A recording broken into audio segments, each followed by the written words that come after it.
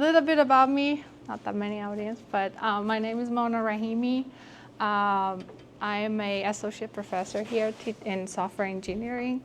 I got my PhD from University of Notre Dame in 2017. Joined NIU in 2019. Before that, I was at DePaul University. The research I'm going to talk about today is my PhD student work, Hamed's work.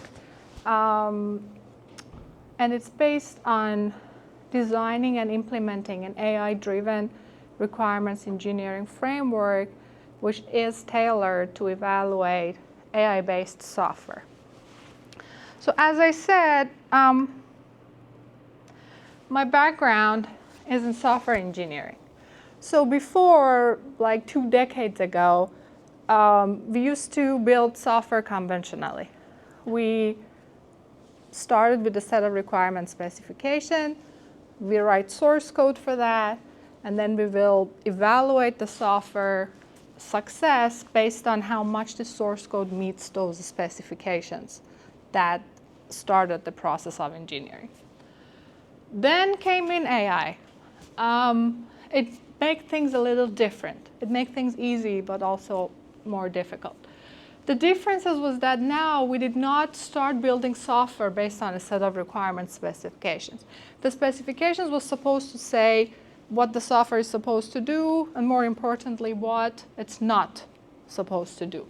In AI, we did not start building the software with specifications. Instead, we collect training data, we let the model to learn whatever it is learning based on those data. So here, the difference is that now our software learns its behavior rather than we be able to directly program this behavior in the software. And now, their success depends on how complete my data set is, how good quality my data is, how representative this data is from what I wanted my model to learn, and also like how well the model really learned what I wanted it to learn. So there's 2 different things. It's like, even if I prepared a complete set of data, still the model will learn what it will from that data. I cannot directly program it to learn exactly what I want. And that is the good thing about AI. That's why we use it. But it created a lot of challenges for us software engineers. So as I said, we were used to get the specifications, write it in source code, and the deliverable as the product, as the software product to the customers used to be source code. And then we will evaluate the source code against these specifications. But now we had examples. We'll train a model based on those examples. And these examples are usually randomly collected. They're just sample data, right? They may be complete, they may not. They may be really representative of the concept that I want my model to learn, and may not. And then the deliverable of the software modules here now is a trained model. It has some sort of source code, but still you know that these are known as black boxes, right? Although with all the XAI that's going on, the explainable AI, it is hard to explain a decision that the model make based on the examples that it saw. That's why we say they're black boxes, because it's hard to really explain and reason about why they made this specific decision based on what they saw, right? When we put them in production, when they are really in runtime in the software. So here, and then for the verification, right? Here we had source code, specification, does this match this?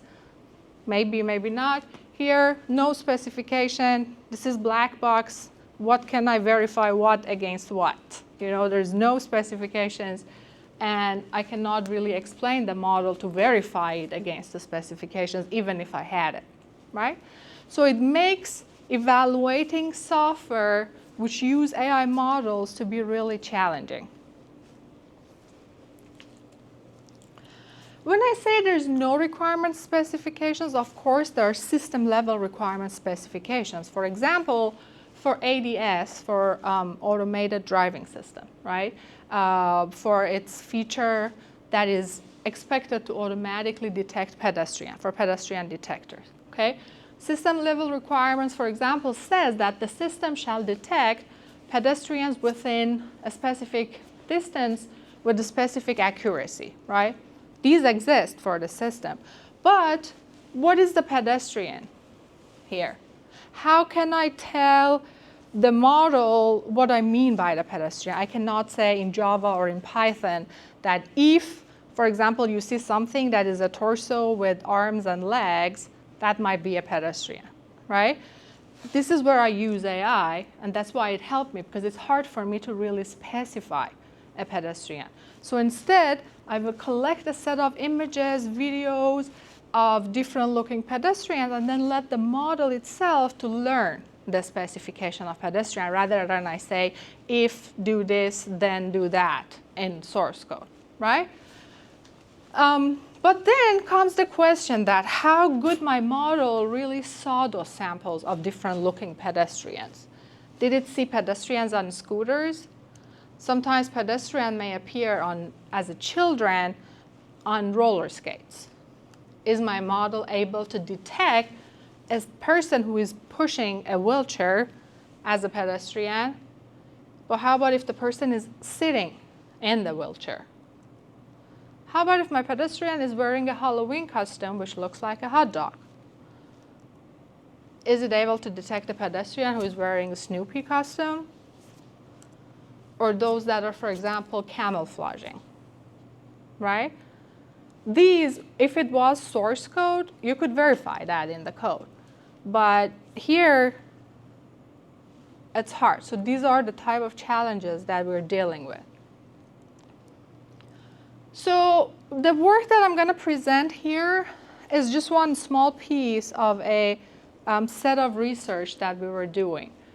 The whole core idea of this whole set of research is that, okay, rather than fully relying on AI capabilities to learn stuff, how about we also systematically guide this process? How? Our proposal is to, let's do some specification. Let's use the existing systematical requirements engineering practices and use that to guide the data set collection. Also to use that as a benchmark to make sure that, for example, our data set is aligned with what we want the model to learn. Also use that, this specification, as a benchmark that the model actually learned what we wanted it to learn. So this is the whole basic idea. It's a very simple idea.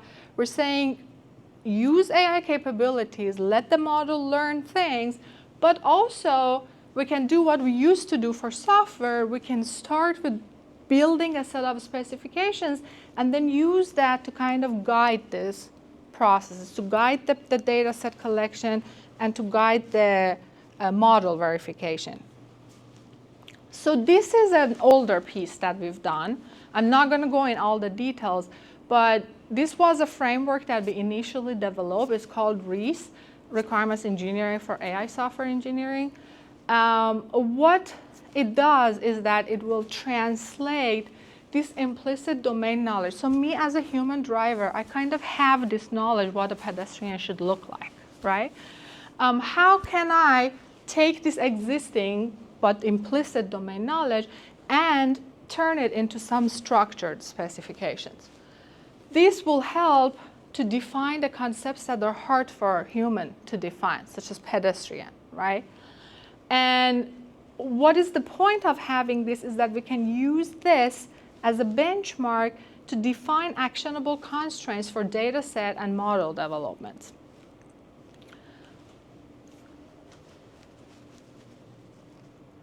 So what REES does in more details is that it will go through the existing knowledge sources of human in form of textual and visual.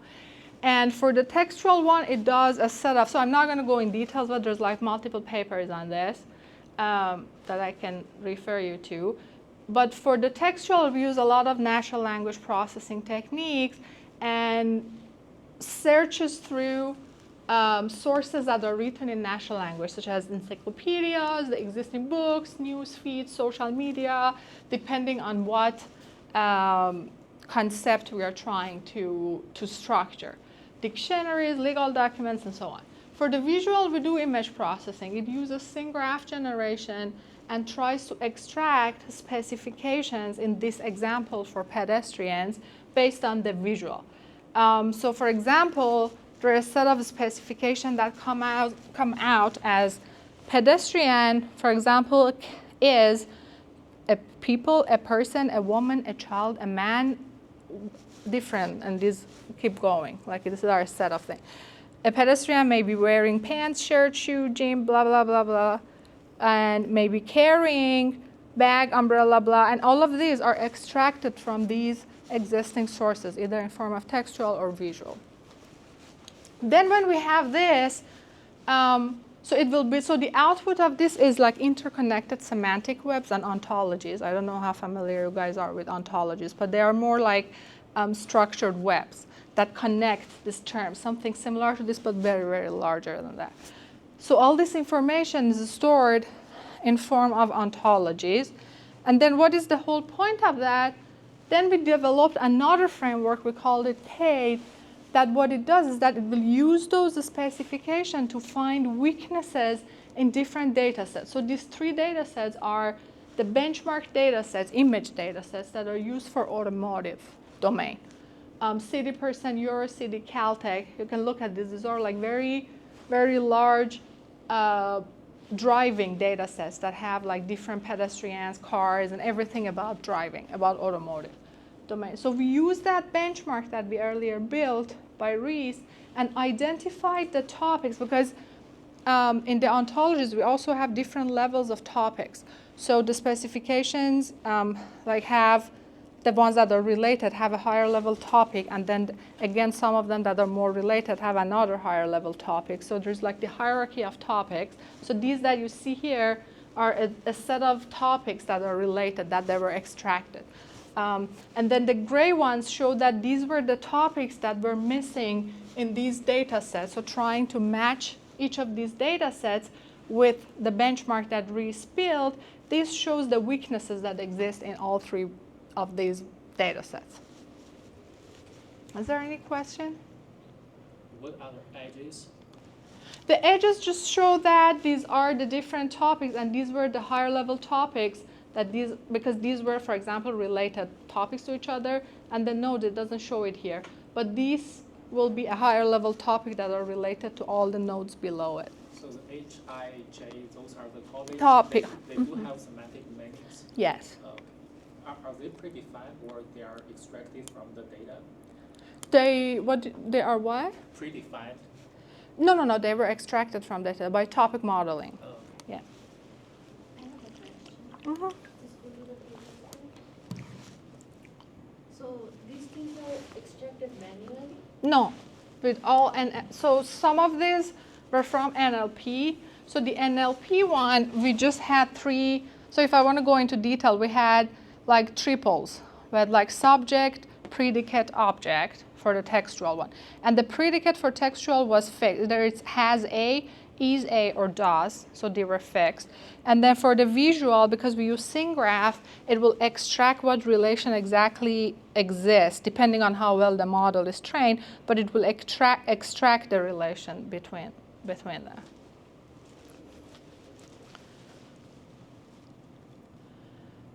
Then in another work, so what is the benefit then? So here we use that benchmark to guide, as I said, the data set collection. So it shows, oh, these topics are missing from data sets, right? Then we developed another framework called BASE, black boxed, AI-based software engineering. I will tell you why it's black box, because later we developed one, but that is a white box. But in BASE, what we did, we showed that augmenting those data sets with the missing topics, now we can improve the perception of the model. So initially, we had a model that generated these captions for these images. So for this one, you see a set of students are building something. it used to generate a group of people looking at a man in cage because this guy is behind this scaffolding. Or for example, for this one, it said a group of people riding bikes down the street, which is not incorrect, but it's not complete. For this one, it says a group of people walking in front of train station. Then we augmented the data sets with those missing topics, and then we showed that now the perception of the model was improved. So what the same model generated for the same image then changed into students working on the scaffolding for the installation. Or for this one, it was improved to cyclists and pedestrians wearing face masks, because you see that they have face masks, ride on a bike path in the park, or people wearing face masks walk in front of train station in London. Because these information were specifically added to the model by augmenting the data set with the topics that were not initially there. But we didn't know why or how this improvement happened. It just happened. We just saw that, okay, the captions are more in detail, they provide more information, but we didn't know why or how this happened. So that's why that we tried to develop a new framework called WASTE this time, the white box AI-based software engineering, to kind of explain why and how this improvement is happening. So the goal here in this specific work that I'm going to present, so far these were the old works that we did, and I didn't go into details of those. That was just a high-level view to kind of connect these topics to each other. But today I'm going to talk more about WASTE, which is the white box AI-based software engineering, which goal is to systematically engineer AI-based software. So what is systematically engineer is that by following the existing requirements engineering processes based on the built structured specifications that is based on some existing domain knowledge, we want to show that if we do that, this will improve what the AI model learns and what they perceive from data. So the core idea of this specific work was that let's use XAI techniques that already exist and combine them with requirements engineering techniques to align what an AI model may learn from the specifications. So the scope of this paper specifically was on two automotive and aviation domain. And the reason was that I was working with DoD here. I mean, I was hoping to. I was writing a proposal for them, so that's why. And the automotive, I was working with GM. So that's why that we picked these two domains, and we picked the concepts, domain concept pedestrian for automotive and aircraft for aviation. And the models, when I say AI models, we mean, in this work, we mean the vision-based model, the AI models that learn by translating pixel-level information. Right? So because they learn from different modalities. It can be from natural language, it can be from like signals, it can be, in this case, we were trying to work on the vision-based perception of the models. So specific research questions WASTE was trying to look into was that how can we adapt the existing requirements engineering practices and integrate them into building AI-based software. And even if we do this, does this really improve the vision-based perception of the AI-based software that we're building or not? Is it useful or is it not? So this is the framework. This is an overview of WASTE framework. So this is the model that we're trying to evaluate and improve its vision-based perception. Because, as I said, the scope is on vision-based models, we had to, so this is the REES output, like that ontologies that I talked about. Because this is the vision-based model, we had to translate these ontologies into form of some modality that the model is able to understand, right? In this case, the visual data. Then after that, so we translated the specifications into some modality that this model can understand, and then that way we could measure that how much this model's understanding will deviate from those specifications that we systematically built, right? When we identify these mismatches, then there will be two scenarios. One is that these specifications might be incomplete. We are not claiming that this is a very complete set of specifications of the concept, right? We say it's better than nothing, but might not be complete. So some of these mismatches can be showing the weaknesses of the specifications, which makes sense. But some of them were about not this model being well trained to learn those specific variants of the topic. In these cases that this was the case, then we used XAI to kind of look at where now the attention of the model was, especially in the last layers of the model, on which features of that topic or that concept it was, and how can we adjust this attention to be more aligned with these specifications that we think are more representative of what that concept should look like. And then when we identified that, we could search some external sources for the images, because this is a model that its learning is only vision-based. So we had to give this missing information in the form of extra images to this model to learn from. And the goal here is that to fine-tune the model with those extra images that will automatically shift the focus that we looked at here. It will shift the focus to the features that were more important for the concept, to the parts that the model was missing or was not really learned. So this is the whole goal of the WAIS framework. Now I'm going to go like step by step over this. So for this work, we selected OFA. It's a bimodal model. It can understand natural language and vision assist. It's a benchmark model. It stands for all for one. And we try to use OFA as this box that is here to evaluate and improve its vision-based perception from the concept pedestrian and aircraft. So as I said, the first step was that to translate the specification, because the ontologies is based on natural language. In this case, ours is in, it's called OWL, Ontology Web Language. It is a structured form of natural language, so we had to translate that into visual data set first. So for the, yeah. How do you translate that? Yeah, I'm going to say now. Yeah. So how to translate it, there's two applications that we implemented. In the first one, we used an existing data set called WIT. It contains 1.5 million image text samples, Wikipedia-based image text data set, whatever it is, stands for. It had about 37 million different classes that that had labels.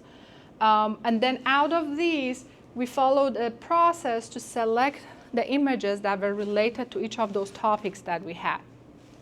So remember here we said, so each of these, for example, is a topic, right? Then for each of these nodes that are a middle level topic, then we had to select a set of images from this data set that were related to that topic, right? Some topics were more popular, some were less popular. So the number of the images that came out from this data set that were related to each of those topics were different. The details of how many they were, we set a set of conditions to kind of reduce the noise, to make sure that the images that we retrieve are really related to the topic and so on. Then as a second application, we use the Google search engine, and we use the specifications in the ontology as the search query, and query the engine and retrieve the images directly that were related to that topic. Then again, we set a set of filters to kind of reduce the noise, to make sure that the the association between the topic and images are true. We retrieved the images with their captions, and the web page that it loaded, the first paragraph of the text that was explaining the image and so on. Then, given this, then we measured the distance between, and then so these data sets, we passed it to OFA, right? OFA is able to generate a caption for each image, for each image. And we consider that caption as a representation of what the model can understand from that image, right? So that caption, we assume that, okay, this is what the model understood from this image. Now let's see how close and how aligned it is with the specifications that we had. So we measured the distance between the captions and the natural language version of the specifications. So when I say distance, I'm talking about semantic similarity. So we measured the semantic similarity between the captions that the model generated for each of those images and the specification of the topic that we had already established in our ontology. For measuring semantic similarity and stuff, we trained different models. We had a test set, we tried it, and then at the end we used, I think, if I'm not wrong, you can look at the paper. I think it was a sentence BERT that came out to be the most accurate one. So we selected SBERT.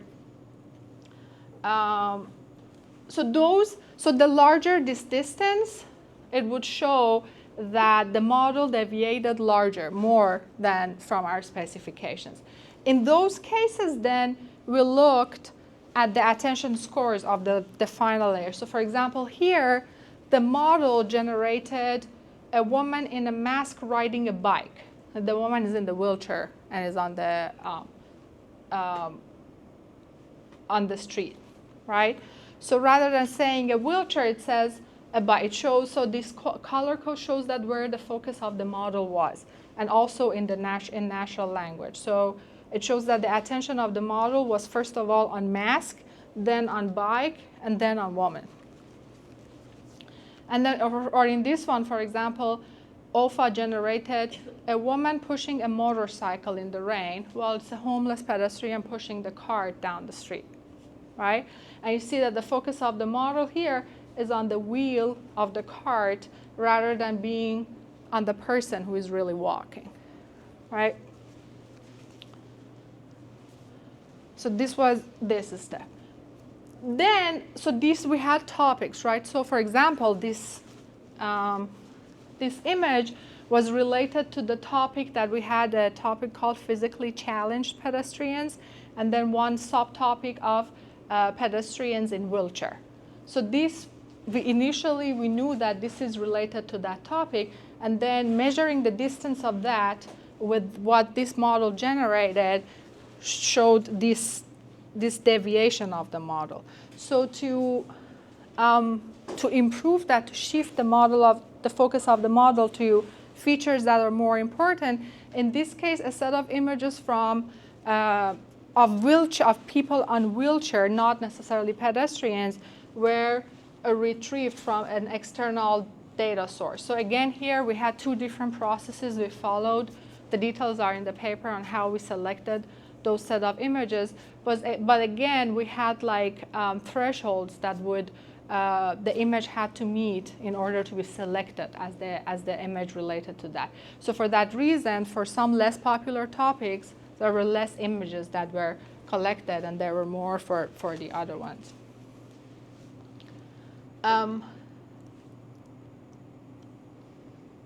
So this way, then, we added those images and we retrained the model only with those additional images that we systematically selected.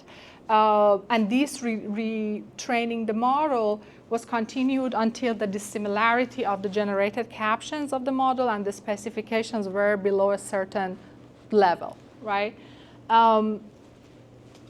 So after that, after we fine-tuned the model, then again we came back and we looked at attention of the model on what features, for example, the model was focusing on. In this example that I showed you now, it showed that the focus of the model was shifted on the wheels of the wheelchair, and here it was shifted towards the person rather than towards to be more on the cart. How did we evaluate this? We evaluated Waze based on 4 metrics. So first we showed that, okay, following this process, like that Waze is automatically performing, will help the OFA to generate captions that are more closely aligned with the specifications that we had in our ontology. But then again, to show that maybe our specifications were biased because we were the ones who really created those, we also measured how closer these captions now are getting to the original captions that came with the images.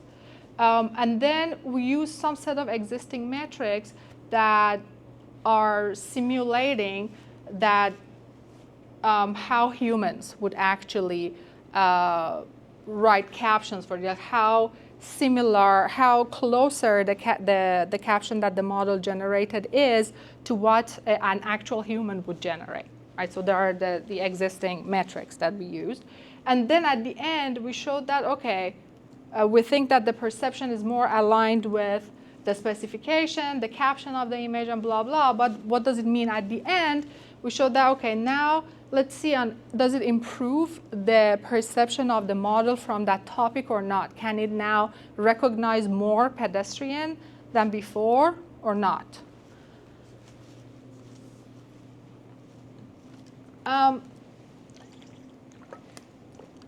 So this is, the blue shows application 1, the data we collected from the WheAT data, from an existing data set.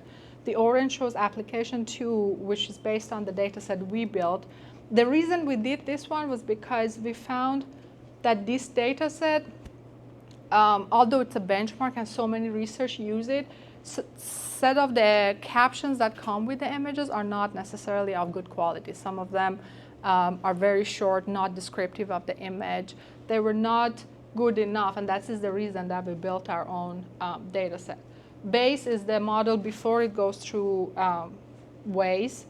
And the random is that we selected the same number of images that were selected in each of these applications, but randomly this time, rather than by choosing the images systematically from the topics that were not understood. We just randomly selected the same number of images and retrained the model with that to show that which images that they mean, because Waze says that, okay, go and pick images of this specific topic, right? Because this is what the model has not learned specifically. We want to say that that systematic retraining of the model is much better than just randomly. It's not that the more data you give to the model, it will learn things better. That's not true. It can actually go the other way. The more data that you give, the data is not really representative of the topics that you're trying to teach the model. It can even go, it can have a negative impact. So that's why that we also compared it with random, with the random process. So this is for the specification. I showed that they became more similar to the original captions that came. And as I said, because application 1's captions were not really that descriptive, this was less improvement than our own data set that we built because we had more descriptive. And if you look at the paper, there was more steps that we followed to build our own data set to make sure that it's good quality of the images and the captions. For human likeness, there are the metrics that exist are Blue4, Meteor, Rogue, and Cider, and Spice. We use those. Those show that the captions that were generated after the various different applications were now more similar to what the human responses would be. So these are the improvements. I don't want to go through the details. I just want to go through the full topic. And then for the performance generalization, of course, so this answers the second research question that, okay, so what, right? You have Waze, it makes the model to generate captions that are more similar to the captions of the image or to what the human would say about an image. But what does it mean at the end for engineering AI? This is what matters here, that it shows that the generalization of the model on classes that it has not seen before was also improved after application 1, application 2. Again, more in application 2 because this data set was of better quality. Okay, so as the conclusion of future work is that what it was aiming to do is to harness this domain analysis and human semantic knowledge, which is in form of textual or visual knowledge. It can be any other form too. Later we can add to that, but for now it's only in textual and visual format. We'll use that to iteratively enhance the visual perception of AI systems. It was initially designed to address the challenges of requirements engineering for AI, and it uses explainable AI to continuously refine the specifications too. I did not go through this step of it, but actually the focus of this work was not necessarily on improving the model, but was more to also, because remember I showed you this. So there was a human in the loop that would select between the two scenarios. That is that this large distance, does it show the deviation of the model from the specifications, or does it show something wrong with the specifications, right? So the focus of this work was mostly on refining the specifications using explainable AI as well. But we also wanted to show that it will lead to the improvement perception of the model as well. So for the future work, we were trying to, actually this used to be the future work. Now we're not working on this anymore. We were planning to, rather than shifting the focus of the model by retraining, why don't we just directly manipulate the weights of the neurons that are focusing, for example, on the features that are not important. That was the initial thing that we wanted to do. Why did we want to do that? Because retraining is expensive. It took a lot of GPU. It took a lot of process, like the process to collect the images, to select them. They were running for like, I don't know, weeks and months for the whole experiment. So in order to reduce that computational cost, if we were able to directly manipulate the weights, that would be helpful. But then there was some other distraction that we didn't go on with that future work, actually. Is there any question?